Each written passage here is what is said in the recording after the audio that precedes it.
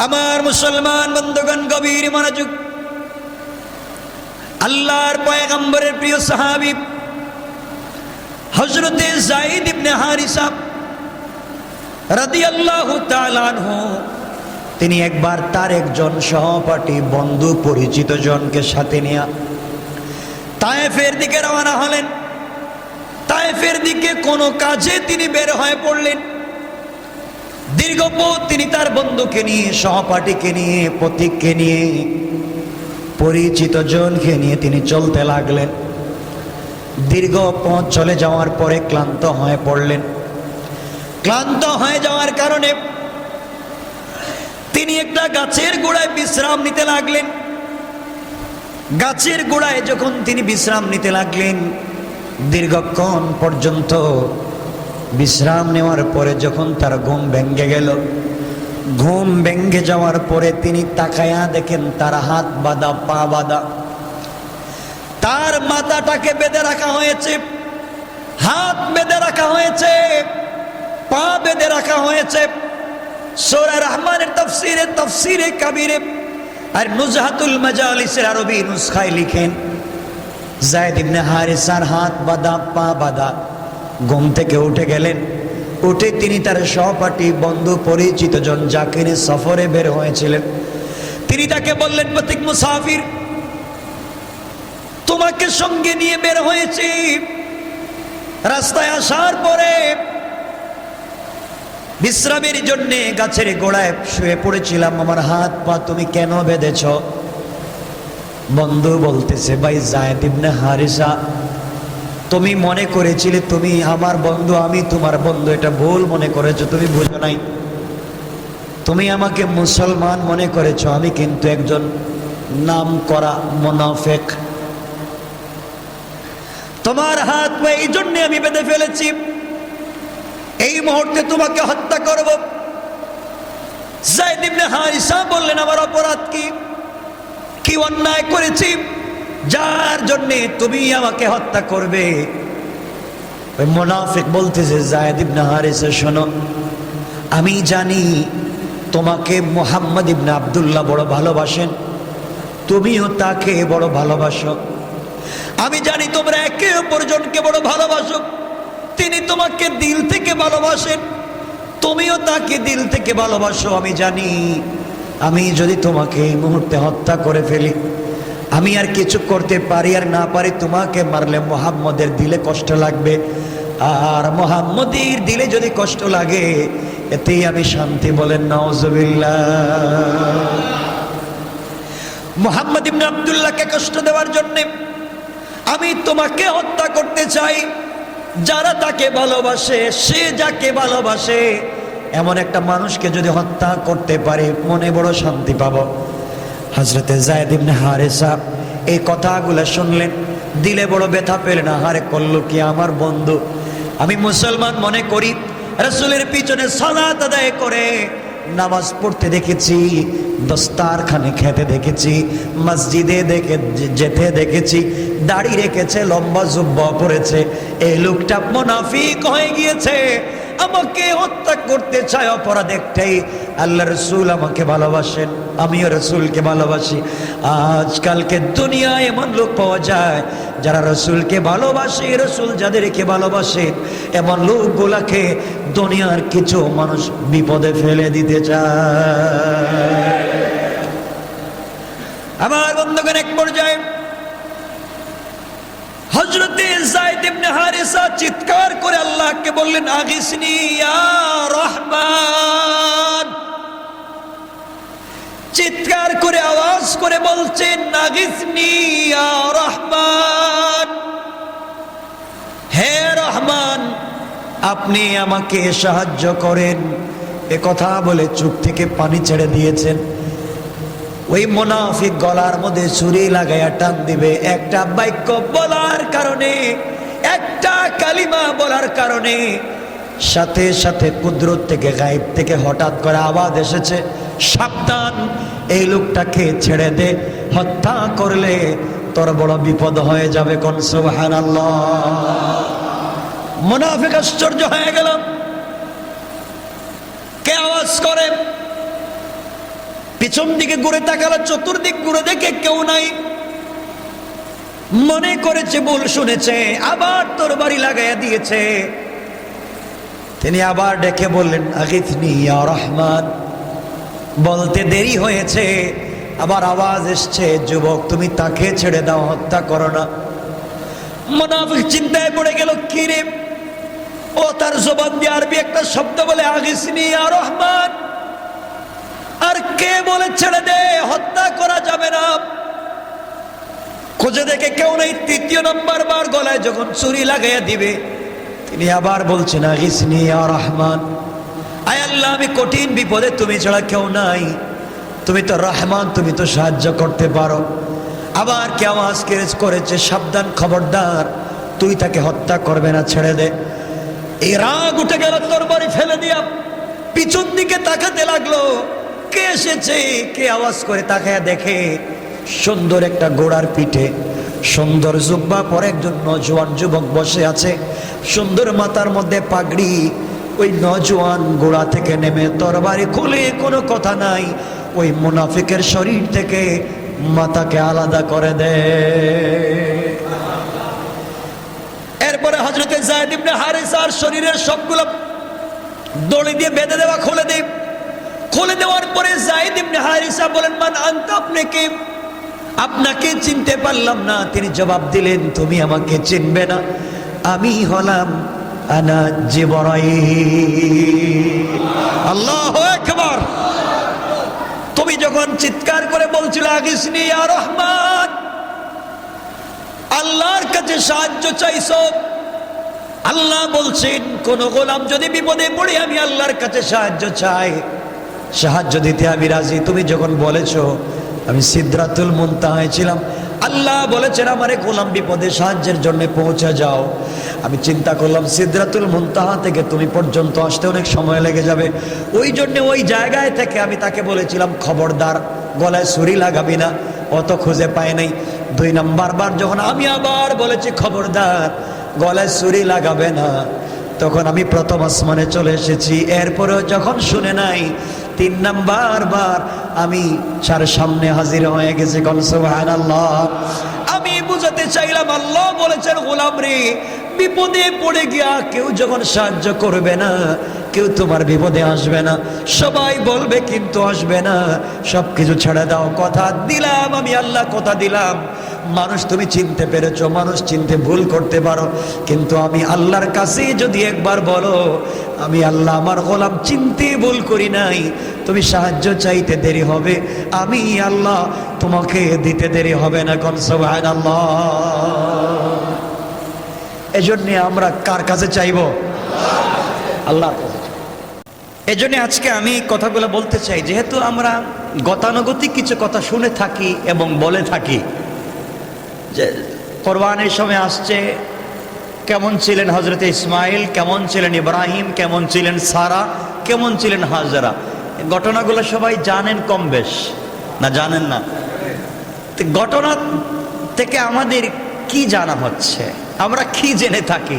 আমরা শুনছি আবেগ তাড়িত হয়ে যে অনেক কষ্ট করেছেন, এটা মরুভূমিতে ছিলেন, খাবার ছিল না, পানি ছিল না, সাফায় দৌড়েছেন, মারোয়ায় গিয়েছেন, এরপরে পানি উঠেছে, পানি পান করেছেন, এরপরে আর একটা গোত্র এসেছে, নিজের ছেলেকে বিয়ে দিয়েছেন, পানি বন্দোবস্ত করেছেন, এগুলোই তো। এগুলা থেকে কি আমাদের জানা হচ্ছে কি? এটা কি শুধুই ঘটনা? এগুলা বলে আল্লাহ কি বোঝাতে চাচ্ছেন আমাদেরকে? আমরা সেগুলা জানতেও চাই না, বুঝতেও চাই না। সুতরাং আজকে আমরা খুব সংক্ষেপ করে জানবো, আল্লাহ রাব্বুল ইজ্জত ওয়াল জালাল কোরআনে কারীমের 3 নম্বর সূরা, নাম বলতে পারবেন? সূরা আলে ইমরান। এই সূরার 96 নম্বর আয়াতে আল্লাহ বলছেন, ইন্না আউওয়ালা বাইত উযিআ লিন-নাস লাল্লাযী বিবাক্কাতা মুবারাকা ওয়া হুদাল লিল আলামিন। আল্লাহ বলছেন, নিশ্চয় আমি মানব জাতির জন্য সর্বপ্রথম যে গড় প্রতিষ্ঠা করেছি, সেই গড়টা মক্কায়। সে গড়টা কোথায়? যা গত জুমা আমরা আলোচনা করেছি। এরপর আল্লাহ বলছেন মুবারাকা, এই গড়টা হচ্ছে বরকতময়। কার জন্যে? হুদাল লিল আলামিন, এবং গোটা বিশ্ববাসীর জন্য হিদায়াতের কেন্দ্রস্থল, বলি সুবহানাল্লাহ। এরপর আল্লাহ অনেক কথা বলছেন, ফিহি আয়াতিম বাইয়িনাত মাকাম ইব্রাহিম। এখানে অনেকগুলো নিদর্শন আল্লাহ রেখে দিয়েছেন। এর মধ্যে একটা নিদর্শনের নাম হচ্ছে মাকাম ইব্রাহিম। তো এটা তো মাকাম ইব্রাহিম তো আমরা চিনি মোটামুটি, না আমরা জানি না যারা হজে গেছেন। মাকাম ইব্রাহিম হচ্ছে একটা পাথরই, জাস্ট একটা পাথর, যেখানে ইব্রাহিম আলাইহিস সালামের পায়ের 1 ইঞ্চি গভীরতার দাগ পড়ে আছে, যেটা দিয়ে তিনি কাবাঘর কাজ করেছিলেন। সুবহানাল্লাহ। তা আমরা এগুলা জানি। আমি শুধু একথা আজকে বলবো যে পৃথিবী যখন সৃষ্টি হয়, হাদিসে আমরা পাই পৃথিবীর সবটুকুন ছিল একটা ঘূর্ণায়মান পানি। পুরা পৃথিবীতে সৃষ্টিতে ছিল পানি। কি ছিল? কথা বুঝতে পেরেছেন? কি ছিল? আমরা যে আজকে সমতলে আছি, এটা কি ছিল? গোটা পৃথিবী ছিল পানি। এই পানির ঘূর্ণিপাকের কেন্দ্রে একটা সাদা একগুচ্ছ ফেনা তৈরি হয়েছিল।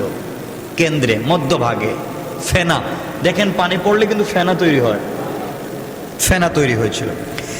সেই ফেনা ধীরে ধীরে শক্ত মাটিতে রূপান্তরিত হয়।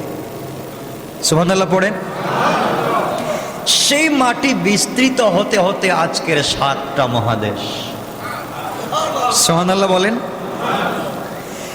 এই পানির ঘূর্ণিপাকের কেন্দ্রস্থলে ফেরেশতাগণ একটা ঘর নির্মাণ করেন। এই ঘরই হচ্ছে বাইতুল্লাহ।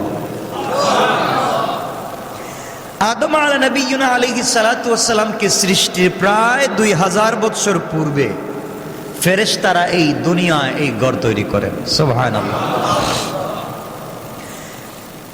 এরপরে আদম আলাইহিস সালামকে সৃষ্টি করলেন, তিনি পৃথিবীতে আসলেন, ফেরেশতাদের মাধ্যমে তিনি জানতে পারলেন যে কাবাঘর কোথায়, তিনি সেখানে গেলেন, ইবাদত শুরু করলেন। সেটা লম্বা ইতিহাস। তো আমরা জানতে চাইব, এই কাবাঘরের সোজা উপরে 7 আসমানের উপরে একটা ঘর আছে যার নাম বাইতুল মামুর। এই ঘরে ফেরেশতারা তাওয়াফ করেন। যেই ফেরেশতা জীবনে একবার তাওয়াফ করেছেন, কিয়ামতের আগে তিনি তাওয়াফ করবার সুযোগ পাবেন না। এত ফেরেশতা প্রতিদিন তাওয়াফ করেন। এই ঘরের সোজা নিচে দুনিয়ার জমিনে আল্লাহ একটা ঘর বানিয়েছেন। আসমানের উপরে বাইতুল মামুরে তাওয়াফ করেন কারা? সবাই বলেন, ফেরেশতারা। তাদের গুনাহ আছে? অন্যায় আছে? অপকর্ম আছে? নাই। তারা তাওয়াফ করে। আর দুনিয়ায় এক ঘর আছে বাইতুল্লাহ, এই ঘরকে তাওয়াফ করবার জন্য আল্লাহ বনি আদমকে তৈরি করেছেন। আল্লাহ বলেছেন, কেউ যদি ঈমানের সাথে, গত জুমায় আমরা কথা বলেছি, কেউ যদি ঈমানের সাথে তার আইডেন্টি প্রবলেম যেটা আছে সেটা দূর করে ঈমানের সাথে সে যদি ওই ঘর তাওয়াফ করতে যায়, আল্লাহ বলছেন আমি কিছু দেই আর না দেই, কমপক্ষে 2টা জিনিস তাকে দেব। কটা? গত জুমায় বলি নাই? কে বলতে পারবেন 2টা কি কি? 1 নাম্বার হিদায়াত, আরেকটা কি? বরকত। আমি আর কিছু দেই আর না দিই, যারা পূর্ণাঙ্গ ঈমান নিয়ে আমার এই ঘর বাইতুল্লাহ আসবে, আমি কমপক্ষে 2টা জিনিস দিব। একটা হচ্ছে তারা যে টাকা পয়সা রহমত বরকতের জন্য দৌড়ায়, আমি আল্লাহ গোটা আসমান জমিনের সমূহ বরকত এই বাইতুল্লাহর ছাদে নাজিল করে থাকি, ওখান থেকে সে পেয়ে যাবে বরকত। আর 2 নম্বর হচ্ছে হিদায়াত। 2 নম্বর কি? হিদায়াত। আমরা হিদায়াতের জন্য দৌড়াচ্ছি, হিদায়াত পেতে চাই, কিন্তু আজও আমরা হিদায়াত লাভ করতে পারিনি, আজও আমরা মানুষ হতে পারিনি। না হয়েছি? সুতরাং আল্লাহ রাব্বুল ইজ্জত ওয়াল জালাল সূরা আল ফজরে যে কথাগুলো বলেছেন, শপথ করেছেন ফজরের, শপথ করেছেন 10 রাত্রির, শপথ করেছেন জোড় এবং বেজোড়ের। তাহলে বোঝা গেল পুরো 10 রাত্রির শপথ করেছেন। এই 10 রাত্রিতে কি হয়ে থাকে? জিলহজ্জার 10 রাত্র। অনেক আলোচনা, অনেক মুফাসসিরিনে কেরাম অনেক আলোচনা করেছেন, অনেক বিষয় বলেছেন এই আয়াতের, কিন্তু মুহাক্কিক মুফাসসির যারা, তারা বলেছেন এই 10 রাত্র দিয়ে জিলহজ্জার 10 রাত্র, 1 তারিখ থেকে 10 তারিখ। এই সময় আমরা কোরবানি নিয়ে ব্যস্ত থাকি। বিভিন্ন ঝামেলা বিজনেস নিয়ে ব্যস্ত থাকি, আমরা এই রাত এবং দিনের ফজিলত সম্পর্কে জানি না। আমি ইনশাল্লাহ বলবো আপনাদেরকে, একটা রাত্র ইবাদত, একটা রাত্রের ইবাদত লাইলাতুল কদরের ইবাদতের মতো সওয়াব। আর একটা দিনের রোজা 1 বৎসরের রোজার সমপরিমাণ সওয়াব। কয়টা তাইলে রোজা রাখলে কয়টা রাখা যাবে? তাহলে ঈদের দিন রাখবেন, তাহলে কয়টা হইল? 9টা। আচ্ছা যাই, আমরা এগুলো বলবো, 9টা রাখবো কি না 1টা রাখবো না 2টা রাখবো, আমরা ইনশাল্লাহ সময় করে বলবো। আমরা আলোচনা করছিলাম গত জুমায়, সব মানুষ জান্নাতে যেতে চায়, সবাই জাহান্নাম থেকে বাঁচতে চায়, আল্লাহর আরশে আজিমের ছায়ায় থাকতে চায়। কিন্তু আল্লাহ বলেছেন, আল্লাহ রাসূলও বলেছেন, 7 শ্রেণীর মানুষ ছাড়া আরশে আজিমে কেউ জায়গা পাবে না। মনে আছে কথাটা? কয় শ্রেণীর মানুষ? 7 শ্রেণীর মানুষ। 7 শ্রেণীর মানুষ আল্লাহর আরশে আজিমের নিচে ছায়া পাবে। আল্লাহর আরশে আজিমের নিচে যারা ছায়া পাবে, বসবার জায়গা পাবে, 1 নাম্বার ইমামুল আদিল, ন্যায়পরায়ণ বাদশাহ, ন্যায়পরায়ণ বিচারক, ন্যায়পরায়ণ শাসক, ন্যায়পরায়ণ অভিভাবক, ফ্যামিলির অভিভাবক যিনি ন্যায়পরায়ণ হবেন তিনি আরশে আজিমের নিচে ছায়া পাবেন। এলাকার যিনি ন্যায়পরায়ণ শাসক হবেন তিনি ওই জায়গায় জায়গা পাবেন। যিনি বিচারকের আসনে বসে ন্যায় বিচার করবেন তিনি ওই জায়গায় জায়গা পাবেন। যিনি রাষ্ট্রের সর্বোচ্চ জায়গা থাকবেন তিনি যদি ন্যায়পরায়ণ হন ওই জায়গায় থাকবে জায়গা। না হয় প্রধানমন্ত্রী দিবে মানুষকে ঘর বানাইয়া টাকা দিবে, আর কিছু লোক এই টাকা খাইয়া মানুষের ঘর এখন ভেঙে যায়। কথা বলেন না? টাকা দিছে না, ভেঙে যায় সব। কেন কেন আমরা সব মাইরা খাচ্ছি? এজন্য আল্লাহ কেউ আসতে কিয়ামতের দিনে তারাই আরশে আজিমের নিচে ছায়া পাবে। 1 নাম্বার যারা ইমামুল আদিল, ন্যায়পরায়ণ বাদশাহ, ন্যায়পরায়ণ শাসক, ন্যায়পরায়ণ বিচারক। এজন্যে আল্লাহকে ওয়াস্তে আমরা যত ইনসাফ করি, আমরা যত বিচার করি, আমরা যে যে জায়গা যে স্তরের আছি সেই স্তর থেকে যদি বিচার করি ইনসাফের সাথে করব ইনশাআল্লাহ। বলেন না টাকা খায়া, মিথ্যা সাক্ষী, মিথ্যা মামলা চলবে না, হারাম। 1 নাম্বার ন্যায়পরায়ণ বাদশাহ। 2 নাম্বার ওই যুবক, ও শাবাব ও শাবুন নাশাব, ওই যুবক যে তার যৌবনকে ইবাদতে কাটিয়ে দিয়েছে। যুবক শোনো, তোমার আর আমার যৌবন আছে, চাইলে আজকে সারা রাত্র আমরা মদের বারে যাইতে পারি, ফেন্সিডিল ইয়াবা খাইতে পারি, গার্লফ্রেন্ড বয়ফ্রেন্ড নিয়ে ঢাকা শহরে ঘুরতে পারি, যা মন চায় তা করতে পারি। আল্লাহ বলছেন, গোলাম এই জওয়ানি তো আমি দিয়েছি, তুই তাকায়া দেখ আজকে তোর চামড়া কত স্মার্ট, কত ডিজাইন করা, কত বিউটিফুল, তোকে দেখলে মানুষ স্টাইলিশ। যুবক তুমি কি জানো না, তুমি তোমার মায়ের দিকে তাকাও, তুমি তোমার মায়ের আজ থেকে 50 বছর আগের পিকচার দেখো, দেখো তোমার স্ত্রীর 20 বছরের পিকচার আর 70 বছরের পিকচারে কোনো মিল নাই। তুমি দেখো তোমার দাদিকে, তুমি দেখো তোমার নানিকে, তুমি দেখো তোমার দাদা আর দাদুকে, নানুকে, দেখো তাদের জওয়ানি ছিল, আজকে চামড়া ঢিলা হয়েছে। 2টা হাত এক জায়গায় মিলাও, দেখবো তো তার 50 বছর আগের চামড়া কত টান টান ছিল, 50 বছর পর ঢিলা হয়ে গেছে। তোমার হবে। যুবক উঠো না ঘুম থেকে, গভীর রাত্রে ঘুম থেকে উঠো, আর ঘুমানোর দরকার নাই, ফেলে দাও ফেন্সিডিলের বোতল, ছেড়ে দাও গাজারা, আড্ডার থেকে উঠে আসো, দাঁড়াও না মসজিদে, দাঁড়াও না বাড়িতে, যায় নামাজটা বিছায়া দাও, আল্লাহু আকবার বলে সিজদায় পড়ে যাও। আল্লাহ বলছেন, যেই জওয়ান, যেই যুবক আল্লাহু আকবার বলে সিজদায় পড়ে, আমি আল্লাহকে ডাক দিল সাথে সাথে, আর সে আজিম নয়, আমি আল্লাহ তার কাত পর্যন্ত হাজির হয়ে যায়। আমি তার ডাকে সাড়া দিই। যুবক আসো, বাদ দেও, সব ফেলে দাও। আর বৃদ্ধ বয়সের 100 বছরের তাহাজ্জুদ তুমি আজ রাত্রে পড়ো। যারা মুরব্বী বাবা, রাগ করার কোনো কারণ নাই, আপনার এই বয়স পার হয়ে গিয়েছে, আপনার এই বয়স পার হয়ে গিয়েছে।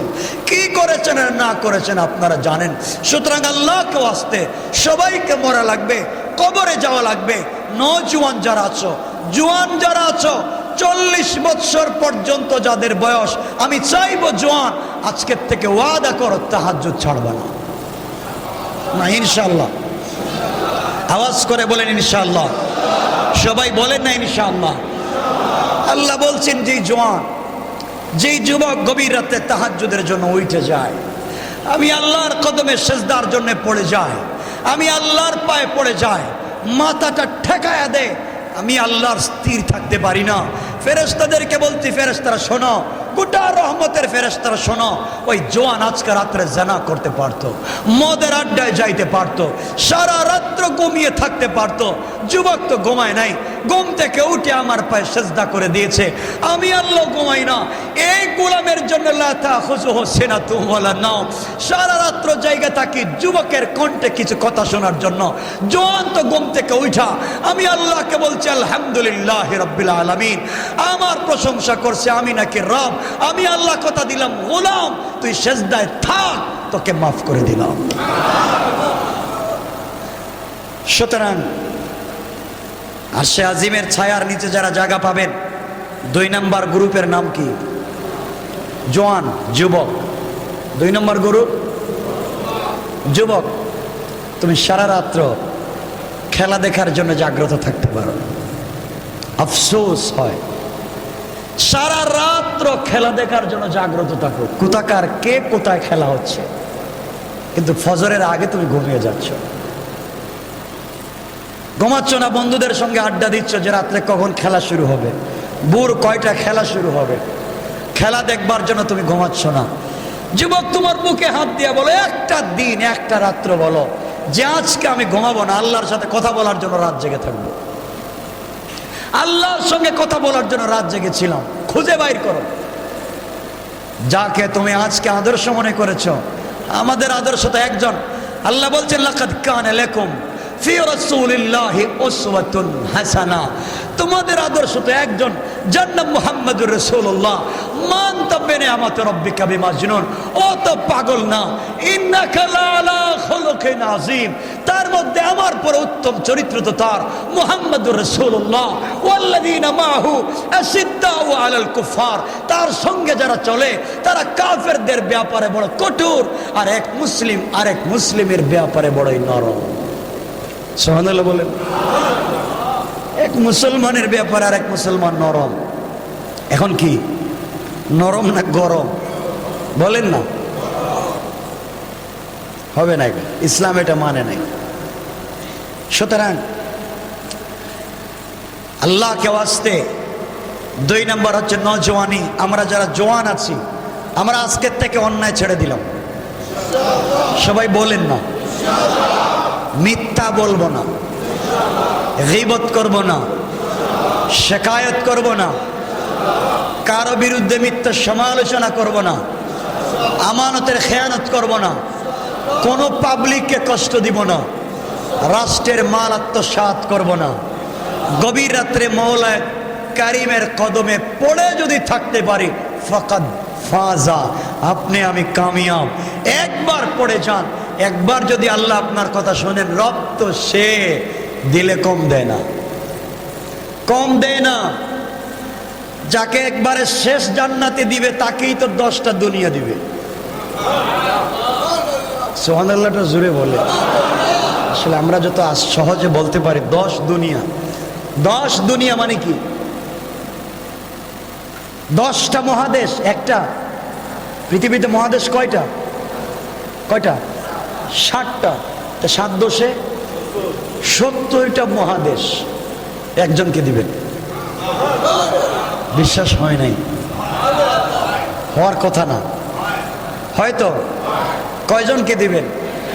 খুব ভালো জান্নাতি না একবারে নিম্ন পর্যায়ে, যিনি জাহান্নামে জ্বলতে জ্বলতে জান্নাতে আসছে, অনেকদিন জাহান্নামে ছিল, ভিতরে একটা ঈমান ছিল, চলে আসছে জান্নাতে। আল্লাহ বলছেন যা তোরেও দিলাম। দেওয়ার কন্ডিশন তো জানেন, এগুলা বললে আমাদের আলোচনা শেষ হয়ে যাবে। দেওয়ার কন্ডিশন তো জানেন। আল্লাহর কাছে যখন বলবে আল্লাহ, জাহান্নামে জ্বলতে জ্বলতে শুধু চিৎকার করে বলবে, কি নামে ডাকবে? আল্লাহকে ডাকবে। এজন্য ইয়া হাইয়্যু ইয়া কাইয়্যুম, ইয়া হাইয়্যু ইয়া কাইয়্যুম। রবকে ডাকেন, হাই ও তো জিন্দা, কাইয়্যুম তো কুদরতওয়ালা, কওয়ি, শক্তিশালী। রবকে ডাকেন। ইয়া মান্নান, ইয়া হান্নান ডাকেন। ওই জাহান্নামী জাহান্নামের নিচে পাথরের চিপায় পড়ে ডাকতেছে, ইয়া হান্নান, ইয়া মান্নান, ইয়া হান্নান, ইয়া মান্নান। আল্লাহ জাহান্নামের সরদার মালিককে বলবেন, মালিক জাহান্নাম থেকে আওয়াজ আসে কেন? সবাইকে না শাস্তি দিয়েছি, ডাকে কে? দরজা গেট খোলো, খুঁজে দেখো। ফেরেশতা ঢুকবেন, খুঁজে তো আর পায় না। আল্লাহ খুঁজে পাচ্ছি না। আল্লাহকে যাও জাহান্নামের একেবারে নিচে, যার নিচে আর কিছু নাই, ওখানে গিয়ে দেখো পাথরের চিপায় পড়ে কে ডাকতেছে। গিয়ে দেখবে কেউ নাই, একটা রূহ। ইয়াসআলুনাকা আনির রূহ কুলির রূহু মিন আমরি রাব্বি। জীবনে হায়াত পাথরের চিপায় পড়ে হায়াত চিৎকার করতেছে। ফেরেশতা বলবেন, চিৎকার করো কেন? আর কিছু চাই না, জাহান্নামে তো বহুত শাস্তি আল্লাহ দিয়েছেন, কিছু চাই না, জান্নাতটা কই আছে একটু দেখাক, দেখাইলে ভিতরে শান্তি পাবো। আল্লাহ বলছেন ফেরেশতারে কি বলে? আল্লাহ জান্নাত দেখতে চায়, ও জান্নাত দেখতে চায়। আল্লাহ বলেন পাথর নিচ থেকে উঠাইয়া উপরে বসাইয়া দেয়। উঠছে। কথাগুলো তারিখের। ইবনু হাজার আসকালানি বলেন, লোকটা এখানে উঠছে, উঠে আবার চিৎকার করতেছে। আল্লাহ বলছেন, এখন চিৎকার করিস কেন? কসম তোমার জাতের, কসম তোমার জাতের। একটা কথা বলছি, এরপর আর কিছু বলবো না। আল্লাহ বলছেন, এখন কি বলবে? আল্লাহ একটা বার জান্নাত দিবেন না, আমি জানি বহুত অপরাধ করেছি, আমি জানি আমাকে জান্নাত দিবেন না, কিন্তু আপনি আমাকে জাহান্নাম থেকে উঠে গেইটে রেখে দেন, জাহান্নামের গেইটে বসায়া দেন, আর কিছু চাইবো না। সত্য কথা তো, অবশ্যই কথা দিলাম, আপনার কাছে আর কিছু চাইবো না, আমাকে জাহান্নাম থেকে উঠে গেইটে রেখে দেন। আল্লাহকে দে উঠাইয়া দেন। জাহান্নামের গেইটে বসে কাঁদতেছে। এদিকে জান্নাত দেখা যায়। নিজের ছেলে যার জন্য কষ্ট করছে, ও বেচারা জান্নাতি, বউ জান্নাতি, ভাই জান্নাতি, বেচারা এখন জাহান্নামের গেইটে বসে কাঁদতেছে। আবার চিৎকার করে। আল্লাহ বলছেন, এখন কান্দিস কেন? এখন আবার কি চাস? আল্লাহ আমি তো কিছু চাইতে, আপনাকে কিছু বলতে চাই। আল্লাহ বলছেন, কিছু না বলছিল আর বলবে না? কসম আর বলবো না, এটাই শেষ। আল্লাহ এখন কিছু চাইবো? আল্লাহ বলেন বল। জানি জান্নাত দিবেন না, জান্নাতের গেটের কাছে আমার নিয়ে যান না, ওখানে একটু দেখলে তো শান্তি পাবো। আল্লাহ বললেন, গেটের কাছে যাওয়ার পরে যদি আরো কিছু চাস? আর কিছু চাইবো না, দিয়ে দেন। মানুষ তো চাইবো না মানে কি? মানুষকে যা দিবেন তাই চাইবো। জান্নাতের গেইটে গিয়েছে। এখন কি জান্নাতের নিয়ামত দেখা যায়? বলেন না কেন? দেখা যায় না? লোভ সামলাইতে পারতেছে না, দেখতেছে। জান্নাতের গেটটা খুলে দিলে কি গ্রান, কি শান্তির বাতাস। আল্লাহু আকবার। আবার কাঁদতেছে। আল্লাহ বলেন, এবার কান্দোস কেন? এবার কান্নার কারণ কি? আল্লাহ আমি জানি আপনি আমাকে তো ফিরিয়ে দিতে পারেন, কিন্তু আপনি তো রব, ফিরিয়ে তো পাবলিক দেয়, মালিক কোনোদিন তার গোলামকে ফিরিয়ে দেয় না। আপনি তো মালিক, আপনি তো বলছেন সবকিছুর মালিক আপনি, আপনি এত বড়। আমি গুনাহ করেছি ঠিকই, কিন্তু হুজুরদের মুখে শুনেছি আপনি নাকি বিশাল বড়। যিনি হয় তার তো সবকিছু বড় থাকে। জানি তুমি আমাকে জান্নাত দিবা না, যে ভাল লাগতেছে গেটটা খুললে একটা বার ভিতরটা দেখতাম, শুধু ভিতরটা দেখবো। আল্লাহ বলছেন, কথা ঠিক তো? ঠিক আছে, আপনি খুলে আমাকে একটু দেখায় দেন। ফেরেশতাদেরকে বলছেন, গেটটা খুলো। খুলতে দেরি, ও বেচারা জান্নাতের ভিতরে দৌড়। আল্লাহু আকবার বললেন। এতদিনের কষ্ট এখন তো খোলা পাইছে, জান্নাত দিছে, দৌড়। দৌড়, পিছনে আর তাকায় না। আল্লাহ বলেন, দৌড়ানো বন্ধ কর, থাম। তুই না বলছিলে ভিতরে যাবে না, গেলে কেন? আল্লাহ আপনি জানেন তো, আমাদেরই বলছেন মানুষ মানে ভুল করবি। এবার চলে আসছি। আল্লাহ বলেন, তাইলে বের হয়ে আয়। আদম দাঁড়ায় গেছে, গোলাম দাঁড়ায় পিছন দিকে তাকায় বলে, আল্লাহ তোমার সাথে একটা মিনিট কথা বলতে চাই। বলে বল। তুমি কেমন রব, তুমি কেমন আল্লাহ? আমি কি করলাম? আপনি তো এমন রব, আপনি না কোরআনে বলছেন কাউকে কিছু দিলে ফিরাইয়া নেন না। আমি ভুল করে ঢুকে গেছি, আপনি যদি বের করে দেন তো আপনি আর পাবলিক তো সমান হয়ে গেলেন।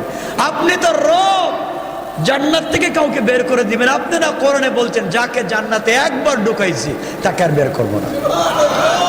তো আমাকে ঢুকে যদি বের করতে পারেন তাহলে বের করে দেন। আল্লাহ বলেন তুই পাক্কা, বুঝতে পারছি তুই কথা বলতে ভালো পারিস।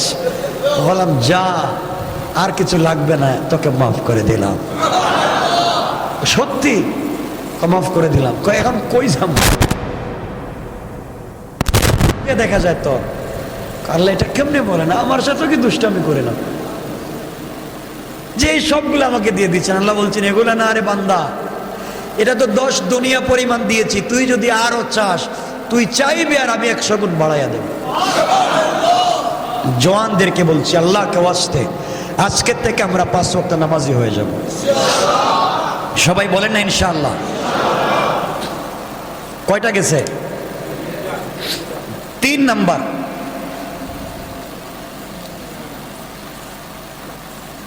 3 নাম্বার হচ্ছে ওই ব্যক্তি যার দিল সব সময় মসজিদের সাথে লেগে থাকে।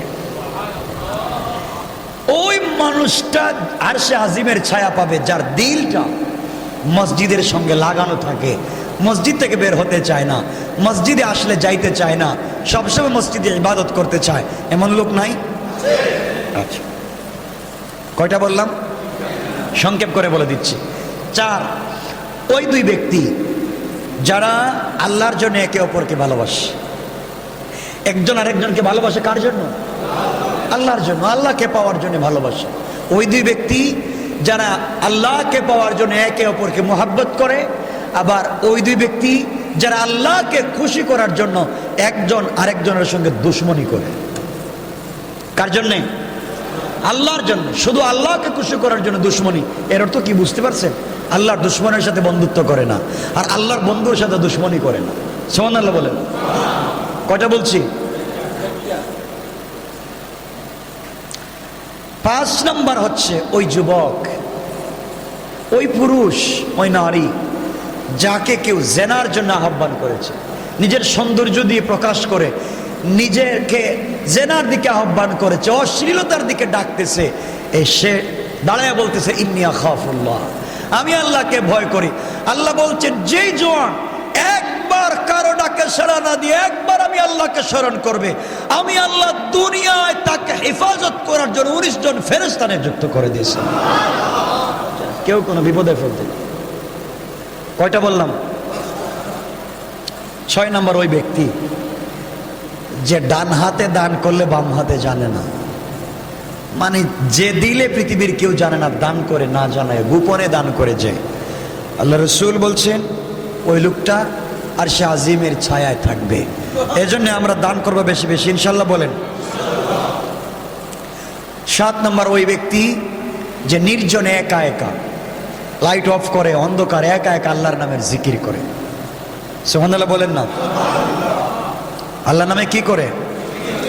এবং গুনার কথা মনে করে শুধু কাঁদে, গুনার কথা মনে করে কাঁদে। আল্লাহ বলছেন এই লোকটাকে আমি মাফ করে দিলাম। সুতরাং আমরা কোথায় যেতে চাই বলেন না? জান্নাতে যেতে চাই। এজন্য আমাদের কিভাবে চলা লাগবে সবাই পড়ে আমিন। পারবো তো ইনশাল্লাহ? বিপদ তো আসে আমাদের উপরে, না আসে না? আসে না মনে হয়? কত হাজার বিপদ আমাদের উপরে আসে আর যায়, কত হাজার বিপদ আসে আর যায়। আমাদের সময় তো কমে যায়, অনেক কথাই বলার থাকে, হয়তো আমাদের বলা হয় না। আমরা আজকে ছোট্ট একটা আমল আপনাদেরকে বলছি, বলে আলোচনাকে সংক্ষেপ করার চেষ্টা করব। আমরা বিপদে পড়ি না পড়ি না? বন্ধু আমাদেরকে বিপদে ফেলায় না ফেলায় না? পরিচিত জনরা যাই না শুনে বিপদে ফেলায় দেয়, ফেলায় না? যাই না শুনে কেউ ষড়যন্ত্র করে না করে না? আপনাকে মিথ্যা হামলা মিথ্যা মামলা দিয়ে ঝামেলায় ফেলতে চায়। আছে না এমন লোক? এর থেকে বাঁচা দরকার নাই? বলেন না, দরকার আছে। আল্লাহর কাছে যদি বুঝে বলতে পারেন, আল্লাহ রাব্বুল ইজ্জত ওয়াল জালাল বলেছেন, গোলাম তুই আমাকে যদি বুঝিয়ে বলতে পারিস, আমি কথা দিলাম তুই আমাকে বলবে, সাথে সাথে আমি শুনবো। এমন একটা ঘটনা সূরা রহমানের তফসিরে কাবিরে, কথাগুলো মনে রাখবেন। সূরা রহমানের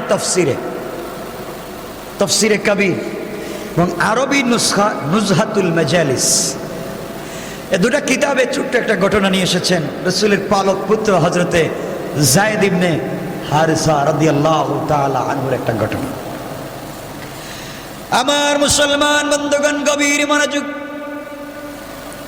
আল্লাহর পয়গম্বরের প্রিয় সাহাবী হযরতে যায়েদ ইবনে হারিসা রাদিয়াল্লাহু তাআলা আনহু, তিনি একবার তার একজন সহপাঠী বন্ধু পরিচিত জনকে সাথে নিয়ে তায়েফের দিকে রওনা হলেন। তায়েফের দিকে কোনো কাজে তিনি বের হয়ে পড়লেন। দীর্ঘ পথ তিনি তার বন্ধুকে নিয়ে, সহপাঠীকে নিয়ে, পথিককে নিয়ে, পরিচিত জনকে নিয়ে তিনি চলতে লাগলেন। দীর্ঘ পথ চলে যাওয়ার পরে ক্লান্ত হয়ে পড়লেন। ক্লান্ত হয়ে যাওয়ার কারণে তিনি একটা গাছের গোড়ায় বিশ্রাম নিতে লাগলেন।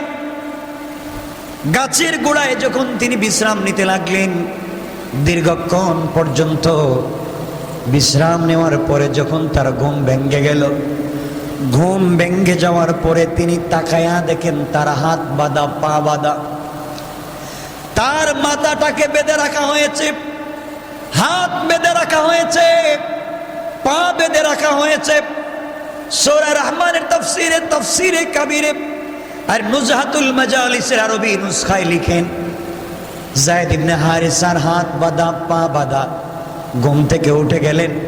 উঠে তিনি তার সহপাঠী বন্ধু পরিচিত জন যাকে নিয়ে সফরে বের হয়েছিলেন, তিনি তাকে বললেন, পথিক মুসাফির, তোমাকে সঙ্গে নিয়ে বের হয়েছি। রাস্তায় আসার পরে বিশ্রামের জন্য গাছের গোড়ায় শুয়ে পড়েছিলাম, আমার হাত পা তুমি কেন বেঁধেছ? বন্ধু বলতেছে, ভাই যায়েদ ইবনে হারিসা, তুমি মনে করেছিলে তুমি আমার বন্ধু, আমি তোমার বন্ধু, এটা ভুল মনে করেছো, তুমি বুঝো নাই। তুমি আমাকে মুসলমান মনে করেছো, আমি কিন্তু একজন নাম করা মুনাফিক। তোমার হাত পা এই জন্য আমি বেঁধে ফেলেছি, এই মুহূর্তে তোমাকে হত্যা করব। যায়েদ ইবনে হারিসা বললেন, আমার অপরাধ কি? কি অন্যায় করেছি যার জন্য তুমি আমাকে হত্যা করবে? ওই মুনাফিক বলতেছে, যায়েদ ইবনে হারিসা শোনো, আমি জানি তোমাকে মুহাম্মদ ইবনে আব্দুল্লাহ বড় ভালোবাসেন, তুমিও তাকে বড় ভালোবাসো। আমি জানি তোমরা একে অপরজনকে বড় ভালোবাসো। তিনি তোমাকে দিল থেকে ভালোবাসেন, তুমিও তাকে দিল থেকে ভালোবাসো। আমি জানি আমি যদি তোমাকে এই মুহূর্তে হত্যা করে ফেলি, আমি আর কিছু করতে পারি আর না পারি, তোমাকে মারলে মুহাম্মদের দিলে কষ্ট লাগবে, আর মুহাম্মদের দিলে যদি কষ্ট লাগে এতেই আমি শান্তি। বলেন নাউজুবিল্লাহ। মুহাম্মদ ইবনে আব্দুল্লাহকে কষ্ট দেওয়ার জন্য আমি তোমাকে হত্যা করতে চাই। যারা তাকে ভালোবাসে, সে যাকে ভালোবাসে, এমন একটা মানুষকে যদি হত্যা করতে পারে মনে বড় শান্তি পাবো।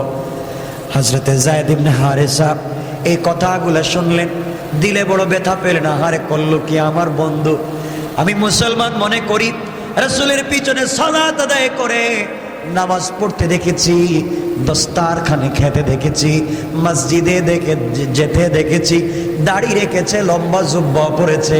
এই লোকটা মুনাফিক হয়ে গিয়েছে, আমাকে হত্যা করতে চায়। অপরাধ একটাই, আল্লাহ রসুল আমাকে ভালোবাসেন, আমিও রসুলকে ভালোবাসি।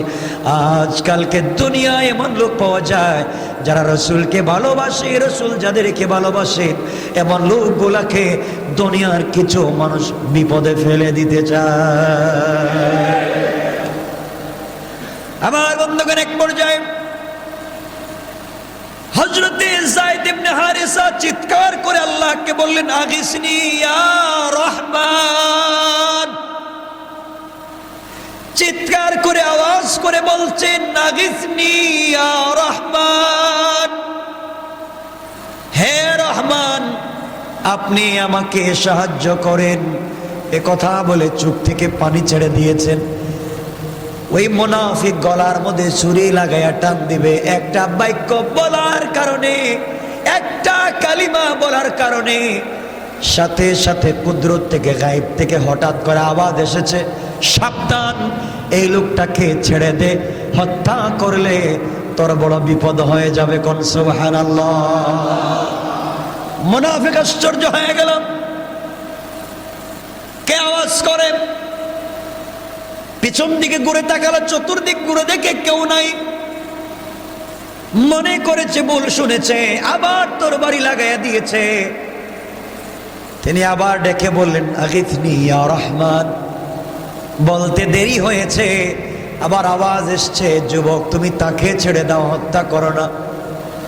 মুনাফিক চিন্তায় পড়ে গেল, কি রে, ও তার জবান দিয়ে আরবি একটা শব্দ বলে, আগিসনি ইয়া রহমান, আর কে বলে ছেড়ে দে, হত্যা করা যাবে না।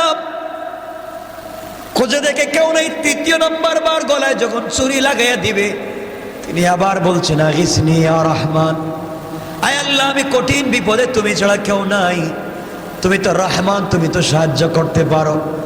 আবার কে আওয়াজ করেছে, সাবধান, খবরদার, তুই তাকে হত্যা করবে না, ছেড়ে দে। এই রাগ উঠে গেল, তরবারি ফেলে দিয়া পিছন দিকে তাকাতে লাগলো, কে এসেছে, কে আওয়াজ করে তাকায়া দেখে সুন্দর একটা ঘোড়ার পিঠে সুন্দর জুব্বা পরে একজন নজওয়ান যুবক বসে আছে, সুন্দর মাথার মধ্যে পাগড়ি। ওই নজওয়ান ঘোড়া থেকে নেমে তরবারি খুলে, কোনো কথা নাই, ওই মুনাফিকের শরীর থেকে মাথাকে আলাদা করে দেয়। এরপরে হযরতে যায়েদ ইবনে হারিসার শরীরের সবগুলো দড়ি দিয়ে বেঁধে দেওয়া, খুলে দেয়। খুলে দেওয়ার পরে যায়েদ ইবনে হারিসা বলেন, মান আনতা, আপনি কে? আপনাকে চিনতে পারলাম না। তিনি জবাব দিলেন, তুমি আমাকে চিনবে না, আমি হলাম আনা জিবরাইল। আল্লাহু আকবার। তুমি যখন চিৎকার করে বলছিলে, আগিসনি ইয়া রহমান, আল্লাহর কাছে সাহায্য চাইছো। আল্লাহ বলছেন, কোন গোলাম যদি বিপদে পড়ে আমি আল্লাহর কাছে সাহায্য চাই, সাহায্য দিতে আমি রাজি। তুমি যখন বলেছো, আমি সিদরাতুল মুনতাহায় ছিলাম, আল্লাহ বলেছেন আমারে গোলাম বিপদে সাহায্যের জন্য পৌঁছে যাও। আমি চিন্তা করলাম সিদরাতুল মুনতাহা থেকে তুমি পর্যন্ত আসতে অনেক সময় লেগে যাবে, ওই জন্য ওই জায়গায় থেকে আমি তাকে বলেছিলাম, খবরদার, গলায় ছুরি লাগাবি না। অত খুঁজে পায় নাই। 2 নম্বর বার যখন আমি আবার বলেছি, খবরদার, গলায় ছুরি লাগাবে না, তখন আমি প্রথম আসমানে চলে এসেছি। এরপরেও যখন শুনে নাই, 3 নম্বর বার আমি তার সামনে হাজির হয়ে গেছি। কোন সুবহানাল্লাহ।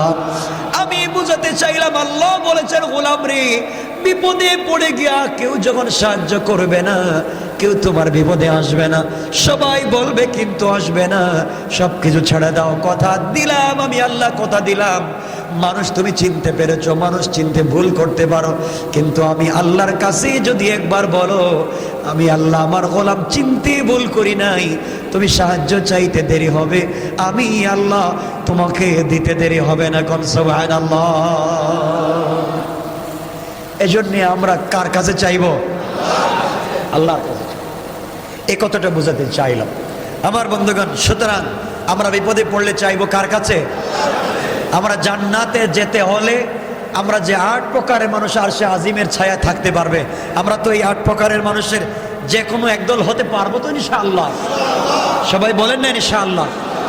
এগুলা যদি হতে হয়, অবশ্যই তোমাকে আমাকে এই জিলহজ মাসের 10 তারিখের সকল আমালকে পূর্ণাঙ্গভাবে করতে হবে। পারবো তো ইনশাআল্লাহ? সবাই বলেন। 10 তারিখের অনেকগুলো আমল আছে।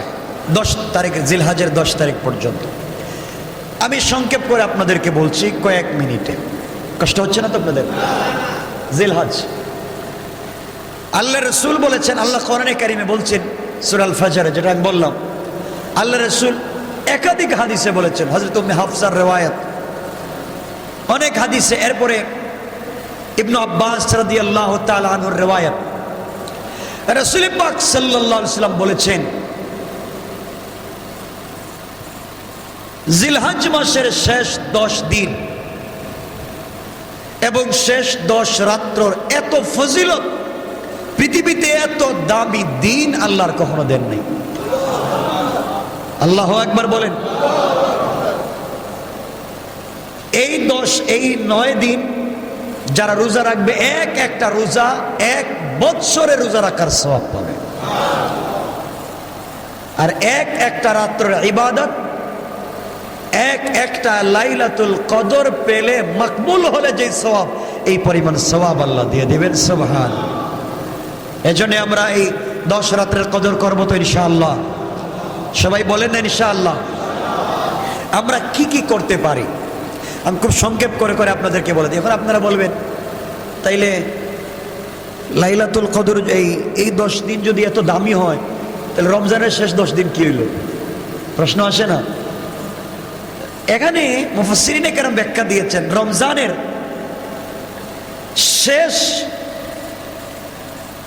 যে দিনগুলো আছে আল্লাহর কাছে এগুলার যেমন দামি, লাইলাতুল কদরও দামি। ওগুলার রাত্র দামি, এগুলার দিন দামি।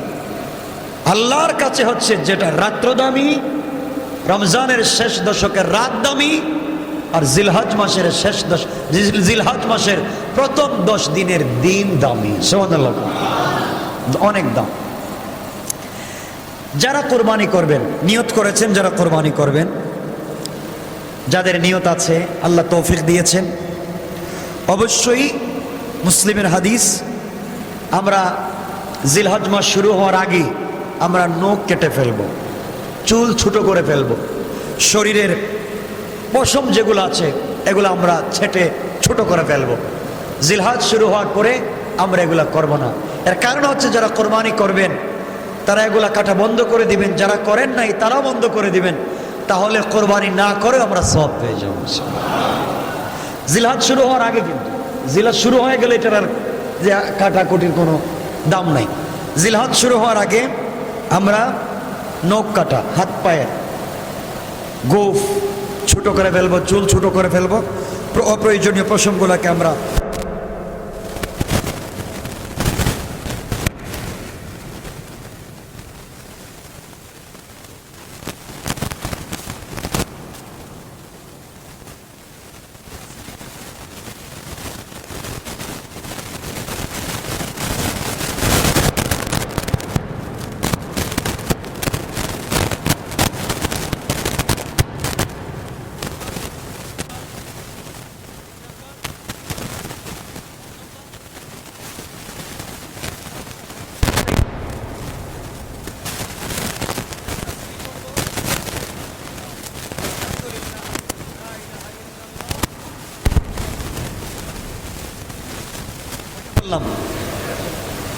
না। কয়টা কথা বলছি পর্যন্ত?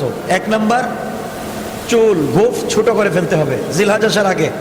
2 নাম্বার, জিকির করব, তাসবিহ পড়ব। 3 নাম্বার, 9 জিলহজ যাকে বলে উকুফে আরফা, আমরা রোজা রাখবো উকুফে আরাফায়। কয় জিলহজ? যদি পুরা 9টা রাখতে না পারেন, তো আমি বলছি না যে পুরা 9টা রাখেন, দেখেন আবার আপনারা বলবেন হয়তো আমি চাপাইয়া দিচ্ছি। পুরা 9টা যদি না রাখতে পারেন, কমপক্ষে একটা। কয়টা? আল্লাহর রাসূল বলছেন, যে ব্যক্তি আরাফার দিনে রোজা রাখবে তার পিছনের 1 বছরের গুনাহ মাফ, ভবিষ্যতের 1 বছরের গুনাহ মাফ। আল্লাহু আকবার। একদিন। কোন দিন? দেখেন, আমি 9 তারিখ বলি নাই, কিন্তু আমি 9 তারিখ বলছি না। আবার আমার কথা ভুল বুঝবেন না, আমি বলছি উকুফে আরাফার দিনে, যেই দিনে হাজী সাহেবেরা আরাফায় থাকবেন ওই দিনে রোজা রাখবেন। এখন কয় তারিখ হচ্ছে এটা আমি জানি। কথা কি বুঝছেন আমার? কারণ এগুলা নিয়ে শুধু ফিতনা ফিতনা ফিতনা। আমি ফিতনা চাই না, হাদিসের উপর আমল করেন। আমি বলছি রাসূলের হাদিসের ইবারত হচ্ছে ওকুফে আরাফা, ইয়াউমা আরাফা। আরাফার দিনে যারা আরাফায় যেতে পারো না তোমরা রোজা রাখো। ওরা আরাফার দিনে গিয়েছে, যেই দোয়া করবো ওই দোয়া কবুল হবে, তোমরা রোজা রাখলে ওই দোয়া কবুল হবে। তাহলে কোন দিন? আরাফার দিন। আরাফার দিন রোজা রাখবেন, ঠিক আছে তো ইনশাল্লাহ। এখন বাংলাদেশে কয় তারিখ হয়? হাজিরা যেদিন আরাফায় থাকে এদিন বাংলাদেশে কি হয় বলেন না? 8 তারিখ। 8 না? কারণ আমরা যেদিন কোরবানি করি এর আগের দিন কোরবানি করে কারা? সৌদি আরবে করে না? তাহলে কোরবানির আগের দিন তো আরাফার দিন। হাজি সাহেবরা তো কোরবানির আগের দিন কোথায় থাকে? আরাফায় থাকে, সকালে এসে কোরবানি করে, এভাবে না? তাইলে আমরা ওই দিন এখানে 8 তারিখ রোজা রাখলাম না, আরাফা শেষ হয়ে গেল। যেদিন ওরা কোরবানি করলো ওই দিন আমাদের 9 তারিখ হলো, রোজা রাখলাম। এখন আপনারা বলবেন তাহলে আমরা কি করব? সহজ বাংলা হচ্ছে 2টা রেখে নিয়ে। কয়টা? 2টা। তাহলে বাংলাদেশের বিপদ থেকেও বাঁচলাম, সহিভাবে আমরা আরাফার দিনটাও পাইলাম। আলহামদুলিল্লাহ বলেন। নার মতবিরোধ আছে? আমরা যদি 2টা রাখি 8, 9, তাহলে 8 তারিখ হলো ওদের আরাফা হইলে আমরা ওইটা পাইলাম, আর 9 তারিখ তো আমাদেরটা আমরা পাইলাম। আলহামদুলিল্লাহ বলেন। কয়টা বলছি? কমপক্ষে বিপদ মুক্ত থাকা যাবে, কারণ আরাফার দিনের এত দাম, একটা মিনিট 1 লক্ষ বছরের চাইতে বেশি দাম। সুবহানাল্লাহ বলেন না? এজন্য আমরা 9 জিলহজ কি রাখবো ইনশাআল্লাহ বলেন। বাংলাদেশের মানুষ আমরা কয়টা রাখবো? 2টা রাখবো। কয়টা বলছি আমল? কেউ বলতে পারে না, সময় শেষ হয়ে গেছে, আমাদের দেরি করা যাবে। কয়টা বলছি? 3টা। 1 নম্বর বলছি নখ চুল গোফ কাটা, 2 নম্বরে বলছি তাসবিহ পড়া, 3 নম্বরে বলছি ওকুফে আরাফা, আরাফার দিনে রোজা রাখা। 4 নম্বর হচ্ছে আরাফার দিনে বেশি বেশি করে দোয়া করা। কোন দোয়া করবেন বলতে পারেন? কোন দোয়া? রাসূল পাক বলছেন তোমরা যদি আরাফার দিন পাও, দেখেন আরাফার দিন পাও, একটা সেকেন্ড কেউ খালি যাইতে দিও না। কি দোয়া করবা? সবাই আমার সাথে বলেন, লা ইলাহা ইল্লাল্লাহু ওয়াহদাহু লা শারীকা লাহু লাহুল মুলকু ওয়া লাহুল হামদু ওয়া হুয়া আলা কুল্লি শাইইন কাদির।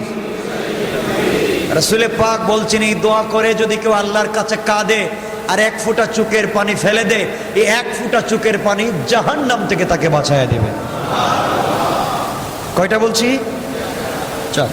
5 নাম্বার 10 জিলহজ ইয়াউমুন নাহার, কোরবানির দিন। কি দিন?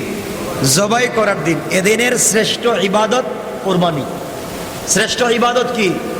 তো কোরবানি আপনি করতেছেন, আপনি জানেনই না কোরবানি। কোরবানি করতেছে হুজুর, আপনি ধারে কাছে নাই, ঘরে বসে আছেন।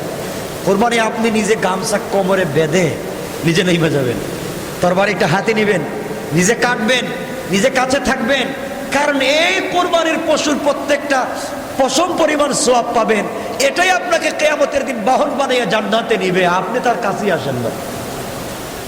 এজন্য রাসূল বলছেন কোরবানি করো যে কোরবানিকে তোমরা নিজে লালন পালন করেছো, যার প্রতি একটা দরদ আসেছে, যার প্রতি একটা ভালোবাসা এসেছে, নিজের হাতে খাইয়েছো, নিজের হাতে বড় করেছো। এখন দরদ ঘর থেকে বাইর করতেছে, চোখ দিয়ে পানি পড়তেছে, আর এত ভালোবাসার গাভী এক বলদটা গরুটা আমি কোরবানি করে দিচ্ছি। তখনই হবে ইব্রাহিমের মতো। ইব্রাহিম নিজের কলিজার টুকরা বাচ্চাকে কোরবানি করতে গিয়েছিলেন, এজন্য আল্লাহ কবুল করেছেন। তুমিও লালন পালন করে ভালোবাসার জন্মাইয়া কোরবানি করতে যাও, তখনই আল্লাহর কাছে বেশি পছন্দ হবে।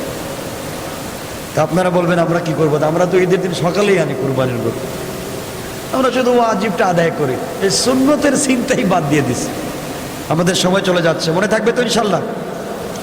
এজন্যই আমরা চেষ্টা করব কোরবানি দিতে। আমরা যদি না পারি 1-2 দিন আগে আনলাম, বাচ্চাদেরকে রাখলাম, ওরা নিজের হাতে খাওয়াইলো, কাছাকাছি থাকলেন, গরুটা একটু হাত দিলেন, দেখলেন, এগুলো সুন্নাত। এগুলা কি সুন্নাত। কয়টা বলছি? 6 নাম্বার আমরা বেশি বেশি করে তাকবীর দিব আইয়ামে তাশরিকের দিনগুলোতে। কোন দিন থেকে শুরু হবে? 9 জিলহজ ফজর থেকে 9 জিলহজ, ফজর থেকে 13 জিলহজ আসর পর্যন্ত আমরা কি বলবো বলেন তো? আল্লাহু আকবার, আল্লাহু আকবার, লা ইলাহা ইল্লাল্লাহ, আল্লাহু আকবার, আল্লাহু আকবার, ওয়ালিল্লাহিল হামদ। প্রত্যেক ফরজ নামাজের পরে একবার বলা ওয়াজিব, সম্মিলিতভাবে সবাই। এই শেষ আমাদের দায়িত্ব। আমি তো চিন্তা করি যে মুসল্লিরা মসজিদে এসে ইমামের পিছনে একবার আল্লাহু আকবার বলে, মসজিদে বাইরে আর বলেন তো কি লাভ হইল? আপনি বলেন না কেন? শুধু নামাজে বলার জন্য না, আপনি সব সময় বলবেন। সাহাবায়ে কেরাম তো 9 জিলহজ থেকে বাজারে এত চিৎকার করে পড়তেন, পাবলিক শুনে শুনে বলতো। মহিলারা বাসায় পড়তেন, পুরুষেরাও পড়তেন, তো পুরুষরা জুড়ে পড়তেন, মহিলারা হাসতে পড়তেন। এই জন্য আজকে থেকে আমরা একটা ট্রাই করব, 9 জিলহজ থেকে পুরুষেরা শুধু নামাজে না সব সময় জিকির করব, তাকবীর দিব, মহিলারা বাড়িতে পড়বেন ইনশাআল্লাহ। এরপর কয়টা বলছি? 7 নাম্বার, বেশি বেশি করে ইস্তেগফার করব। বেশি করে কি করব? ইস্তেগফার করব। আল্লাহ বলছেন আইয়ামিম মা'লুমাত, এই নির্ধারিত দিনে তোমরা ইস্তেগফার করো, কবুল হবে। সুবহানাল্লাহ বলেন। কয়টা গেছে? 8 নাম্বার হচ্ছে গুনাহ থেকে বেশি বেশি তওবা করা। গুনাহ থেকে বেশি বেশি তওবা করা। কি করা? আর তো আমি বলেছি রোজা রাখার কথা বলেছি। এরপরে ঈদের যে সুন্নতগুলো আছে, ঈদের দিনের সুন্নত আমরা আদায় করব, কোরআন তিলাওয়াত করব, বেশি বেশি করে কালিমা পাঠ করব, কোরআন তিলাওয়াত করব, বেশি বেশি কালিমা পাঠ করব, সাইয়্যিদুল ইস্তেগফার করব ইনশাআল্লাহ। 5 মিনিট সময় নেবেন আল্লাহকে প্রত্যেকদিন 5 মিনিট। কয় মিনিট বলছি? এর উপরে সময় দেওয়ার দরকার নাই, মাত্র 5 মিনিট। তো 5 মিনিটে কি হয়? 1 মিনিটে সুবহানাল্লাহ কয়বার বলা যায়? কয়বার বলেন তো? হ্যাঁ, 1 মিনিটে কয়বার?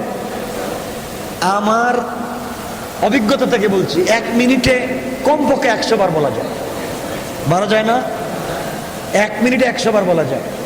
আপনি 1 মিনিট সুবহানাল্লাহ কয়বার হইবে? 100 বার। 1 মিনিটে সূরা ইখলাস কয়বার পড়া যায় বলেন?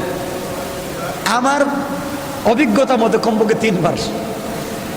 তো 1 মিনিটে যদি 3 বার পড়েন কয় খতমের সওয়াব? 1 খতম। তাইলে 3 মিনিটে কয় খতম?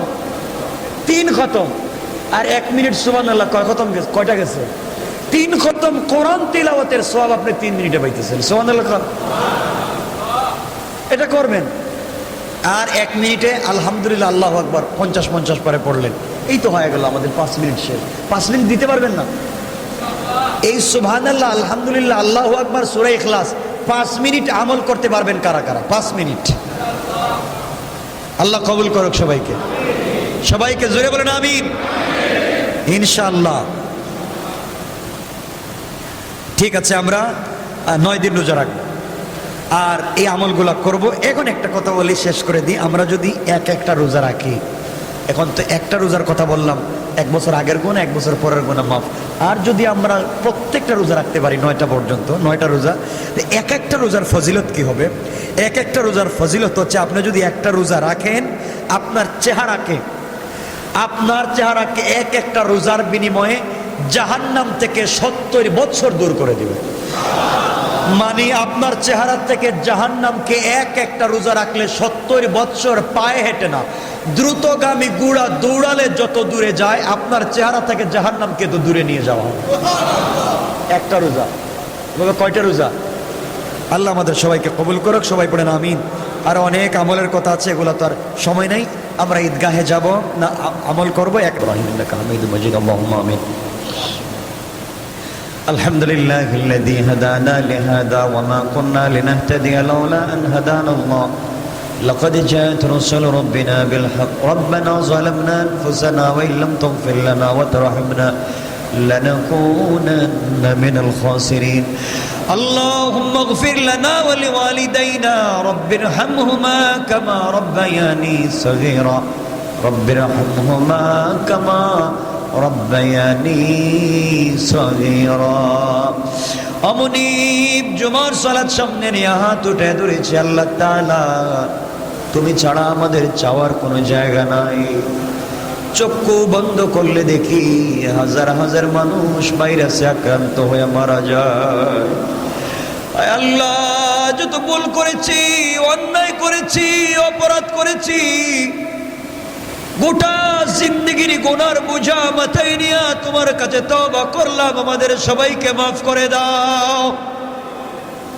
আমাদের গুনার কারণে গাড়ির চাকার নিচে ফালাইয়া, আগুন দিয়া জ্বালাইয়া, পানির মধ্যে ডুবাইয়া, ulcer, cancer, diabetes, heart attack, kidney disease, brain stroke, brain tumour, paralysis দিয়া, করোনা ভাইরাস দিয়া, চিকুনগুনিয়া, ডেঙ্গু, ম্যালেরিয়া দিয়া আমাদের সবাইকে ধ্বংস করে দিও না আল্লাহ। অমনিব আমাদের যাদের মা বাবা কবরে চলে গেছেন, মা বাবার কবরটাকে জান্নাত বানাইয়া দাও। আয় আল্লাহ, কত মা বাবার কবরে ঝড় তুফানের সময় পানি ঢুকে গেছে, কত মাকে, কত বাবাকে, কত ভাই বোনকে পানির সময় কাপড় দিয়ে পেঁচাইয়া পানির মধ্যে বাসাইয়া দিতেছে।